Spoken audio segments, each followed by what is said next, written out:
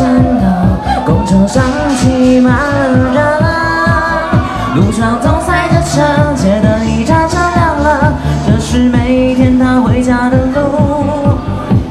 随身听过的第几首，那是他最喜欢的歌。手机铃声会简讯问着，你今天过得好吗？唱也许没什么不一样，还是无聊的节气和日常。想着什么时候才能离开这个地方？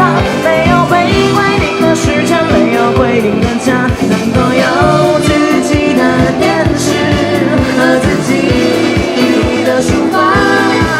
明明还有那么多从来没有去过的地方，明明世界那么大，我的爱人会在哪？